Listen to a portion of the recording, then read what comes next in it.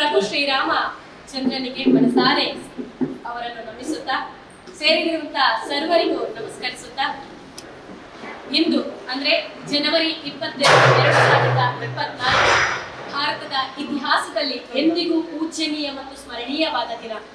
ಇಂದು ಸಹಸ್ರ ಜನತೆಯ ವರ್ಷಗಳ ಕನಸು ಅಯೋಧ್ಯೆ ಶ್ರೀರಾಮ ಮಂದಿರದಲ್ಲಿ ಮಂದಿರ ನಿರ್ಮಾಣವಾಗುವುದರ ಮೂಲಕ ನನಸಾಗಿದೆ. ಈ ಒಂದು ಸುದಿನ ಸ್ಮರಣೀಯವಾಗಿಸುವ ನಿಟ್ಟಿನಲ್ಲಿ ನಮ್ಮ ಕಾರ್ಕಳದ ಜನಪ್ರಿಯವಾದ ಸುದ್ದಿ ಮಾಧ್ಯಮ ನಮ್ಮ ನ್ಯೂಸ್ ಕಾರ್ಕಳ ಸುದ್ದಿ ಸಂಸ್ಥೆಯಿಂದ ಅಯೋಧ್ಯೆ ಪಥ ರಾಮ ಅಜರಾಮರ ಅನ್ನುವಂತಹ ವಿಶೇಷ ಸಂಚಿಕೆಯನ್ನು ರಚಿಸಿದ್ದೇವೆ. ಆ ಒಂದು ವಿಶೇಷ ಸಂಚಿಕೆಯ ಲೋಕಾರ್ಪಣಾ ಕಾರ್ಯಕ್ರಮ ಇದೀಗ ನಡೆಯಲಿದೆ. ಈ ಕಾರ್ಯಕ್ರಮದಲ್ಲಿ ನಮ್ಮ ಪುಸ್ತಕವನ್ನು ಬಿಡುಗಡೆ ಮಾಡಲಿಕ್ಕಿದ್ದಾರೆ ನಮ್ಮ ಕ್ಷೇತ್ರದ ಶಾಸಕರು, ರಾಜ್ಯ ಬಿಜೆಪಿ ಪ್ರಧಾನ ಕಾರ್ಯದರ್ಶಿಯವರಾದಂತಹ ಸುನೀಲ್ ಕುಮಾರ್ ಅವರು. ಹಾಗೆಯೇ ನಮ್ಮ ಈ ಕಾರ್ಯಕ್ರಮದಲ್ಲಿದ್ದಾರೆ ನಮ್ಮ ಸುದ್ದಿ ಸಂಸ್ಥೆಯ ವ್ಯವಸ್ಥಾಪಕರಾದ ಪದ್ಮಪ್ರಸಾದ್ ಜೈನ್ ಅವರು. ಹಾಗೆ ನಮ್ಮ ವೇದಿಕೆಗೆ ಆಗಮಿಸಬೇಕಾಗಿ ಶ್ರೀರಾಮ ಮಂದಿರದ ಅಧ್ಯಕ್ಷರಾದಂತಹ ಎಂ ಗಣಪತಿ ಪೈ ಅವರು,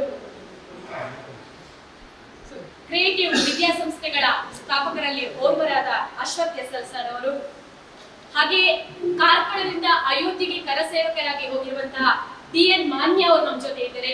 ಇವರು ವೇದಿಕೆಗೆ ಬರಬೇಕು. ಹಾಗೆಯೇ ನಮ್ಮ ಸುದ್ದಿ ಸಂಸ್ಥೆಯ ಪ್ರಧಾನ ಸಂಪಾದಕರಾದಂತಹ ರಾಮಚಂದ್ರ ಬರಪಾಡಿ ಅವರು ಕೂಡ ವೇದಿಕೆಗೆ ಆಗಮಿಸಬೇಕು. ಹಾಗೆ ನಮ್ಮ ಸಂಸ್ಥೆಯ ಜಾಹೀರಾತು ವಿಭಾಗದ ಮುಖ್ಯಸ್ಥರಾದಂತಹ ಜ್ಯೋತಿ ರಮೇಶ್ ಆಚಾರ್ಯ ಅವರು ಕೂಡ ವೇದಿಕೆಗೆ ಆಗಮಿಸಬೇಕಾಗಿ ಕೇಳಿಕೊಳ್ತಾ ಇದ್ದೇನೆ. ಅತಿಥಿ ದೇವೋ ಭವ ಅನ್ನುವಂತಹ ಮಾತಿದೆ. ಬಂದಂತಹ ಅತಿಥಿ ಅಭ್ಯಾಗತರನ್ನು ಗೌರವಿಸುವಂತದ್ದು ನಮ್ಮ ಕರ್ತವ್ಯವಾಗಿದೆ. ಇದೀಗ ಈ ಕಾರ್ಯಕ್ರಮಕ್ಕೆ ನಮ್ಮೆಲ್ಲರನ್ನು ಸ್ವಾಗತಿಸಲಿಕ್ಕಿದ್ದಾರೆ ನಮ್ಮ ಜಾಹೀರಾತು ವಿಭಾಗದ ಮುಖ್ಯಸ್ಥರಾದಂತಹ ಜ್ಯೋತಿ ರಮೇಶ್ ಆಚಾರ್ಯರು. ರಾಮಾಯ ರಾಮಭದ್ರಾಯ ರಾಮಚಂದ್ರಾಯ ವೇದಿಸೆ ರಘುನಾಥಾಯ ನಾಥಾಯ ಸೀತಾಯ ಪತಯೇ ನಮಃ. ಇಂದು ಪ್ರಭು ಶ್ರೀರಾಮನ ಮಂದಿರವು ಲೋಕಾರ್ಪಣೆಗೊಂಡಂತಹ ಈ ಸುಸಂದರ್ಭದಲ್ಲಿ ನ್ಯೂಸ್ ಕಾರ್ಕಳವು ಹೊರತಂದಂತಹ ಹೊತ್ತಿಗೆ ರಾಮ ಅಜರಾಮರ ಅಯೋಧ್ಯೆ ಪಥ ಈ ಪುಸ್ತಕ ಬಿಡುಗಡೆ ಕಾರ್ಯಕ್ರಮದಲ್ಲಿ ನಾವೆಲ್ಲರೂ ಉಪಸ್ಥಿತರಿದ್ದೇವೆ. ಇಂದಿನ ಈ ಕಾರ್ಯಕ್ರಮದಲ್ಲಿ ಉಪಸ್ಥಿತರಿರುವಂತಹ ಮಾನ್ಯ ಶಾಸಕರಾದಂತಹ ಶ್ರೀ ವಿ ಸುನೀಲ್ ಕುಮಾರ್ ಅವರಿಗೆ ಹೃತ್ಪೂರ್ವಕವಾದಂತಹ ಸ್ವಾಗತವನ್ನ ಬಯಸ್ತಿದ್ದೇನೆ. ಇವರಿಗೆ ಸಂಸ್ಥೆಯ ವ್ಯವಸ್ಥಾಪಕರಾದಂತಹ ಪದ್ಮಪ್ರಸಾದ್ ಜೈನ್ ಅವರು ಹೂಗುಚ್ಛ ನೀಡಿ ಸ್ವಾಗತಿಸಬೇಕಂತ. ಅದೇ ರೀತಿ ನಮ್ಮೊಂದಿಗೆ ರಾಮ ಮಂದಿರದ ಅಧ್ಯಕ್ಷರಾದಂತಹ ಗಣಪತಿ ಪೈ ಅವರು ನಮ್ಮೊಂದಿಗಿದ್ದಾರೆ. ಅವರನ್ನು ಕೂಡ ಹೃತ್ಪೂರ್ವಕವಾಗಿ ಸ್ವಾಗತಿಸಿದ್ದೇನೆ. ಇವರಿಗೂ ಕೂಡ ರಾಮಚಂದ್ರ ಬರಪಾಡಿ ಅವರು ಹೂಗುಚ್ಛ ನೀಡಿ ಸ್ವಾಗತಿಸಬೇಕಂತ ಕೇಳಿದ್ದೇನೆ. ಶಿಕ್ಷಣ ಸಂಸ್ಥೆಯ ಸಂಸ್ಥಾಪಕರಾದಂತಹ ಅಶ್ವಥ್ ಎಸ್ ಅವರು ನಮ್ಮೊಂದಿಗಿದ್ದಾರೆ. ಅವರನ್ನು ಕೂಡ ಸ್ವಾಗತಿಸಿದ್ದೇನೆ.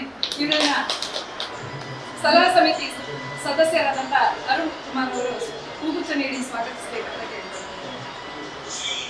ಅದೇ ರೀತಿ ಕರಸೇವಕರಾಗಿ ಇಲ್ಲಿಂದ ಅಯೋಧ್ಯೆಗೆ ಬಂದಿರುವಂತಹ ಟಿ.ಎನ್. ಮಾನ್ಯರವರು ನಮ್ಮೊಂದಿಗಿದ್ದಾರೆ. ಅವರನ್ನು ಕೂಡ ಆತ್ಮೀಯವಾಗಿ ಈ ಕಾರ್ಯಕ್ರಮಕ್ಕೆ ಸ್ವಾಗತವನ್ನು ಬಯಸಿದ್ದೇನೆ.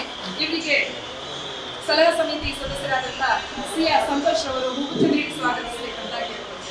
ಅದೇ ರೀತಿ ನ್ಯೂಸ್ ಕಾರ್ಕಳದ ವ್ಯವಸ್ಥಾಪಕರಾದಂತಹ ಪದ್ಮಪ್ರಸಾದ್ ಜೈನ್ ಅವರು ಹಾಗೂ ಪ್ರಧಾನ ಸಂಪಾದಕರಾದಂತಹ ರಾಮಚಂದ್ರ ಬರಪಾಡಿ ಅವರನ್ನು ಕೂಡ ಈ ಕಾರ್ಯಕ್ರಮಕ್ಕೆ ಆತ್ಮೀಯವಾಗಿ ಸ್ವಾಗತವನ್ನು ಬಯಸಿದ್ದೇನೆ. ಅದೇ ರೀತಿ ಈ ರಾಮ ಮಂದಿರದ ಆಡಳಿತ ಮಂಡಳಿಯವರಿಗೂ ಹಾಗೂ ಉಪಸ್ಥಿತರಿರುವಂತಹ ಎಲ್ಲ ಗಣ್ಯರಿಗೂ ಒಂದೇ ಮಾತಿನಲ್ಲಿ ಸ್ವಾಗತ ಬಯಸ್ತೇನೆ. ನಮ್ಮ ಈ ಪುಸ್ತಕ ರಚನೆಯಾಗಿದೆ. ಈ ರಚನೆಯಲ್ಲಿ ಬಹಳಷ್ಟು ಜನರ ಶ್ರಮ ಇದೆ. ಅವರನ್ನು ಗುರುತಿಸುವಂತಹ ಸುಸಂದರ್ಭ ನಮ್ಮದಾಗಿದೆ.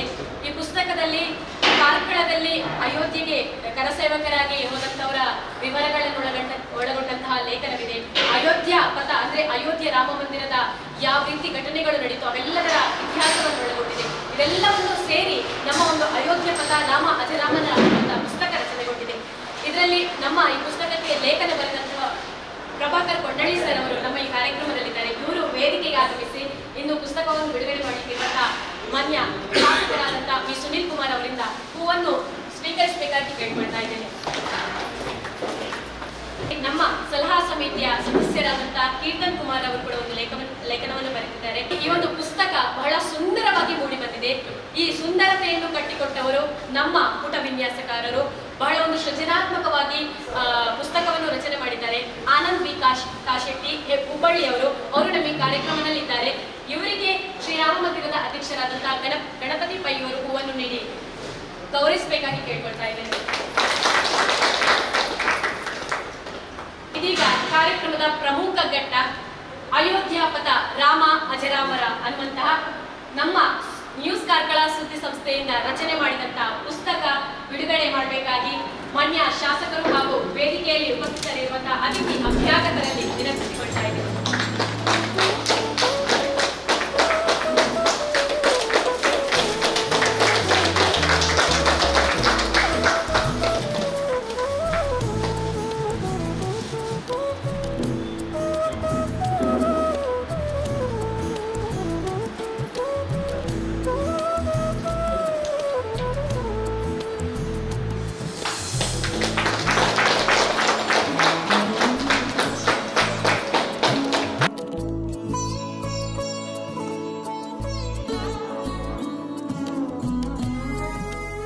ನ್ಯೂಸ್ ಕಾರ್ಕಳ ಇವತ್ತು ಅಯೋಧ್ಯೆಯ ಶ್ರೀರಾಮ ಮಂದಿರದ ಪ್ರಾಣ ಪ್ರತಿಷ್ಠೆಯ ಸುಸಂದರ್ಭದಲ್ಲಿ ಒಂದು ಸಂಗ್ರಹಯೋಗ್ಯವಾದಂಥ ಪುಸ್ತಕವನ್ನು ಅಯೋಧ್ಯ ಪಥ ಬಿಡುಗಡೆ ಮಾಡಿರುವಂಥದ್ದು ಅತ್ಯಂತ ಅಭಿನಂದನೀಯವಾದಂಥ ಸಂಗತಿ.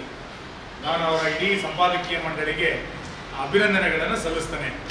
ಸಂದರ್ಭೋಚಿತವಾಗಿ ಇಡೀ ದೇಶದ ಜನ ಸಂಭ್ರಮದಲ್ಲಿರುವಂಥ ಸಂದರ್ಭದಲ್ಲಿ, ನಾಡಿನಾದ್ಯಂತ ಒಂದು ಒಳ್ಳೆಯ ವಾತಾವರಣ ನಿರ್ಮಾಣ ಆಗಿರುವಂಥ ಸಂದರ್ಭದಲ್ಲಿ ಈ ಥರದೊಂದು ಪುಸ್ತಕವನ್ನು ಬಿಡುಗಡೆ ಮಾಡೋದ್ರ ಮುಖಾಂತರ ಜನರಿಗೆ ಇನ್ನಷ್ಟು ಮಾಹಿತಿಯನ್ನು ಕೊಡುವಂಥ ಒಂದು ಒಳ್ಳೆಯ ಕಾರ್ಯವನ್ನು ಇವತ್ತು ನ್ಯೂಸ್ ಕಾರ್ಕಳ ಮಾಡಿದೆ. ಭಾಳ ಅತ್ಯುತ್ತಮವಾಗಿ ಈ ಪುಸ್ತಕ ಬಂದಿದೆ ಅಂತ ನಾನು ಭಾವಿಸ್ತೇನೆ. ಮಾನ್ಯ ಸುಧಾಕರ್ ಶೆಟ್ಟರ್ ವೇದಿಕೆಗೆ ಬರಬೇಕು ಅಂತ ವಿನಂತಿಸ್ತೇನೆ. ಇಡೀ ದೇಶದಲ್ಲಿ ರಾಮ ಮಂದಿರದ ಹೋರಾಟಕ್ಕೋಸ್ಕರ ಸುದೀರ್ಘವಾದಂಥ ಹೋರಾಟ ನಡೆದಿದ್ದು ನಮಗೆ ಗೊತ್ತಿದೆ. ಸುಮಾರು 500 ವರ್ಷಗಳ ನಿರಂತರವಾದಂಥ ಹೋರಾಟ. 100 ವರ್ಷಗಳ ಹಿಂದೆ ಯಾವ ರೀತಿ ಹೋರಾಟ ಇತ್ತು ನಾವು ಪುಸ್ತಕಗಳಲ್ಲಿ ಕೇಳಿದ್ವಿ. 92ರ ಹೋರಾಟದಲ್ಲಿ ನಾನು ಕೂಡ ಭಾಗವಹಿಸಿದೆ ಎನ್ನುವಂಥ ಹೆಮ್ಮೆ ಇದೆ ಇವತ್ತು ನಮಗೆಲ್ಲರಿಗೂ ಕೂಡ. ಅವತ್ತಿನ ಹೋರಾಟ, ಅವತ್ತಿನ ಅಡೆತಡೆಗಳು, ಅವತ್ತಿನ ಸರ್ಕಾರಗಳು ಮಾಡಿರುವಂಥ ದುಷ್ಕೃತ್ಯ ಇದೆಲ್ಲದೂ ಕೂಡ ಕಣ್ಣೆದುರುಗಡೆ ಇದೆ.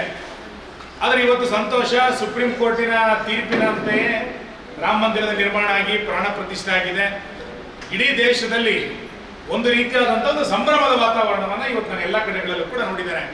ನನಗೆ ಬೆಳಿಗ್ಗೆ ಒಬ್ಬರು ಹೇಳ್ತಾ ಇದ್ರು, 47ರ ಸ್ವಾತಂತ್ರ್ಯ ಸಂಗ್ರಾಮಗಳು ಕಳೆದು ಸ್ವಾತಂತ್ರ್ಯ ಬಂದಾಗ ದೇಶದ ಜನ ಒಂದು ಸಂಭ್ರಮವನ್ನು ಆಚರಿಸಿದ್ರು. ಮತ್ತೆ ಅದೇ ರೀತಿಯಾದಂಥ ಒಂದು ಸಂಭ್ರಮ ಇಡೀ ದೇಶದಲ್ಲಿ ನಿರ್ಮಾಣ ಆಗಿದ್ರೆ ಅದು ಇವತ್ತು ಅನ್ನುವಂಥ ಮಾತನ್ನು ಇವತ್ತೊಬ್ಬರು ಉಲ್ಲೇಖ ಮಾಡಿದ್ರು. ಅಂದ್ರೆ ಎಲ್ಲ ಕಡೆಗಳಲ್ಲೂ ಕೂಡ ಒಂದು ಸಂಭ್ರಮದ ವಾತಾವರಣ ಅಯೋಧ್ಯೆ ರಾಮ ಮಂದಿರದ ನಿರ್ಮಾಣಕ್ಕೋಸ್ಕರ ಆಗಿದೆ ಅನ್ನೋದು ನಾವು ಮರೆಯಲಿಕ್ಕಿಲ್ಲ. ರಾಮ ಇಡೀ ದೇಶವನ್ನ ಒಟ್ಟು ಮಾಡಿದ್ದು, ರಾಮನ ವನವಾಸದ ಸಂದರ್ಭದಲ್ಲಿ ಅಯೋಧ್ಯೆಯಿಂದ ಲಂಕಾ ತನಕ ಏನು ಸಂಚಾರ ಮಾಡಿದ್ದ. ಹಾಗಾಗಿ ಇಡೀ ದೇಶದಲ್ಲಿ ರಾಮ ಎಲ್ಲೆಲ್ಲಿ ಓಡಾಟ ಮಾಡಿದ್ದೋ ಅಲ್ಲಿ ಎಲ್ಲ ಕಡೆಗಳಲ್ಲೂ ಕೂಡ ಒಂದು ಜನಜಾಗೃತಿ ಆಗಿದೆ. ಇಡೀ ಭಾರತವನ್ನ ಒಂದು ಮಾಡುವಂತ ಒಂದು ಪ್ರತೀಕ ಯಾವುದು ಅಂತ ಕೇಳಿದ್ರೆ ಶ್ರೀರಾಮಚಂದ್ರ ಅಂತ ನಮಗನ್ಸುತ್ತೆ.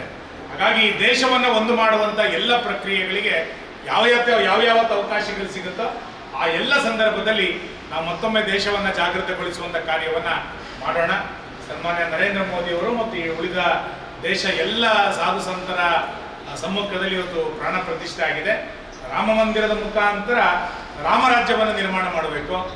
ರಾಮ ಮಂದಿರದ ನಿರ್ಮಾಣ ಮುಖಾಂತರ ಭಾರತವನ್ನು ವಿಶ್ವಗುರುವನ್ನಾಗಿ ಮಾಡಬೇಕು ಅನ್ನುವಂಥದ್ದು ನಮ್ಮೆಲ್ಲರದು ಕೂಡ ಸಂಕಲ್ಪ ಇದೆ.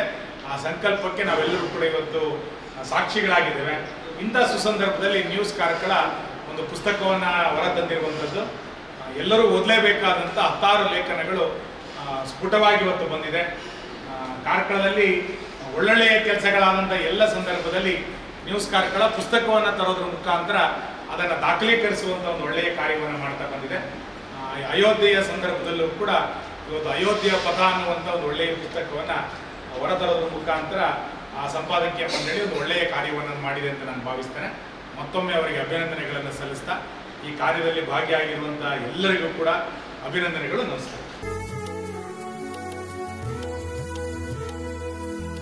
495 ವರ್ಷ ನೋಡಿದರೆ ಎಷ್ಟೋ ಮಂದಿ ಜೀವ ಕೊಟ್ಟರು, ಎಷ್ಟೋ ಮಂದಿ ಹುತಾತ್ಮರಾದರು. ಕಾರಣ ಏನು ಅಂತ ಹೇಳಿದರೆ ನಮ್ಮ ಶ್ರದ್ಧೆಯ ಕೇಂದ್ರಕ್ಕೋಸ್ಕರ. ನೋಡ್ತಾ ಇದ್ದೆ ಆ ಪತ್ರಿಕೆಯಲ್ಲಿ 64 ಮಂದಿ ಕರಸೇವಕರ ಹೆಸರುಗಳನ್ನು ನೋಡ್ತಾ ಇದ್ದೆ. ಕಾರ್ಕಳದಿಂದ ಹೋದರು. ಅದರಲ್ಲಿ 18 ಮಂದಿ ಇಲ್ಲ ನಮ್ಮ ಜೊತೆ ಇವತ್ತು. ಬಹುಶಃ ಇವತ್ತು ಅವರೆಲ್ಲ ಇರ್ತಿದ್ರೆ ಅವರು ಎಷ್ಟು ಸಂತಸ ಪಡ್ತಿದ್ರು. ನಾವೆಲ್ಲ ಪುಣ್ಯಶಾಲಿಗಳು, ಬಹಳ ಭಾಗ್ಯಶಾಲಿಗಳು ನಮ್ಮ ಬದುಕಿನಲ್ಲಿ. ಮೂರು ಅಲೆ ಕೊರೋನಾದ ಬಂದು ಹೋದ್ರು ನಾವು ಇನ್ನೂ ಬದುಕಿದ್ದೇವೆ. ಇಂಥ ಒಂದು ದಿನ ಬಹುಶಃ ಬಹಳ ವಿಶೇಷವಾಗಿ ಕೆಲವರಿಗೆ ಪುಣ್ಯ ಮಾಡಿದವರಿಗೆ ಮಾತ್ರ ಸಿಕ್ಕಿದೆ. ಒಬ್ಬ ಮರ್ಯಾದಾ ಪುರುಷೋತ್ತಮ, ನಾವು ರಾಮನನ್ನು ಕರೆಯುವುದೇನಂತ ಹೇಳಿದ್ರೆ ಎಲ್ಲ ಆದರ್ಶ ಗುಣಗಳ ಒಟ್ಟು ಮೊತ್ತ. ಅವರ ಪ್ರಾಣ ಪ್ರತಿಷ್ಠೆಯನ್ನು ಇನ್ನೊಬ್ಬ ಮರ್ಯಾದಾ ಪುರುಷೋತ್ತಮ ಇವತ್ತು ಮಾಡಿದ ಅನ್ನುವುದು ನಮಗೆ ಬಹುಶಃ ಬಹಳ ಸಂತೋಷದ ವಿಷಯ. ಅವರು ಕೂಡ ಮರ್ಯಾದಾ ನಮ್ಮಂಥವರಿಗೆ, ಸಂಸ್ಥೆ ನಡೆಸುವವರಿಗೆ, ಎಲ್ಲಿಯವರಿಗೆ ಅಂತ ಹೇಳಿದ್ರೆ ಇದನ್ನು ರಾಜಕೀಯವಾಗಿ ನೋಡ್ತಾರೆ. ಇವತ್ತು ನಾವು ಪ್ರತಿಷ್ಠೆ ಆಗುವಾಗ 1,000 ಮಕ್ಕಳಿಗೆ ಒಂದು ಬಾಳೆಹಣ್ಣನ್ನು ಕೊಟ್ಟು ರಾಮ ನಮ್ಮ ಆದರ್ಶ ಅಂತ ಹೇಳುವಾಗ ಮಕ್ಕಳ ಕಣ್ಣಲ್ಲಿ ನೀರು ಬರುತ್ತೆ. ನಾವು ಹೇಳದಿದ್ರೆ ಮತ್ತೆ ಯಾರು ಹೇಳಬೇಕು? ಹೆತ್ತ ತಂದೆ ತಾಯಿ ಹೇಳಬೇಕು, ಇಲ್ಲದಿದ್ರೆ ವಿದ್ಯೆ ಕೊಡುವಂಥ ಗುರುಗಳು ಹೇಳಬೇಕು ನಮ್ಮ ದೇಶ ಏನು. ರೋಮನಲ್ಲಿ ಕ್ರೈಸ್ತನ ಜನನ ಆಯಿತು. ಅಲ್ಲಿಗೆ ಹೋಗುವಂಥ ನನ್ನ ಕ್ರೈಸ್ತ ಮಿತ್ರರ ಹೃದಯದಲ್ಲಿ ಆಗುವಂಥ ಒಂದು ಖುಷಿಯನ್ನು ನಾವು ನೋಡಿದ್ದೇವೆ. ರೋಮನ್ ಕ್ಯಾಥೋಲಿಕ್ ಅಂತ ನಾವು ಅವ್ರನ್ನ ಕರೀತೇವೆ. ಮಕ್ಕಾ ಮದೀನಕ್ಕೆ ಹಜ್ ಯಾತ್ರೆಗೆ ಹೋಗ್ತಾರೆ.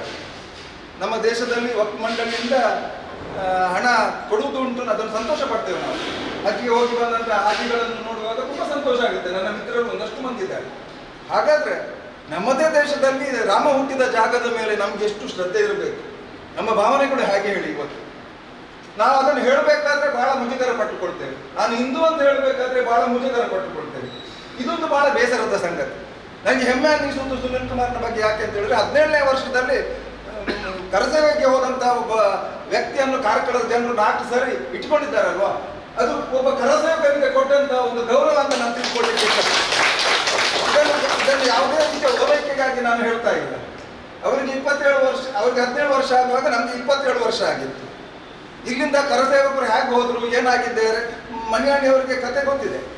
ಯಾವ ರೀತಿಯಲ್ಲಿ ಬಯಲು ಶೌಚಾಲಯ ಇತ್ತ, ಏನು ಶೌಚಾಲಯ ಇತ್ತು, ಬಯಲಾಗಿ ಹೋಗುವಂತ ಕಾರ್ಯಕ್ರಮ. ನನಗೆ ಏನು ಅನ್ನಿಸ್ತದೆ ಅಂತ ಹೇಳಿದ್ರೆ, ಮುಸ್ಲಿಂ ಬಾಂಧವರು, ಕ್ರಿಶ್ಚಿಯನ್ ಬಾಂಧವರು, ಅನ್ಯ ಧರ್ಮೀಯರು ನಮ್ಮ ಭಾವನೆಗಳನ್ನು ಅರ್ಥ ಮಾಡಿಕೊಳ್ಬೇಕು. ಇಷ್ಟು ಮಂದಿ ಆಕ್ರಮಣ ಮಾಡಿದ್ರು, ಆ ಜಾಗದ ಹೆಸರು ಬದಲಾಯ್ತಾರೆ.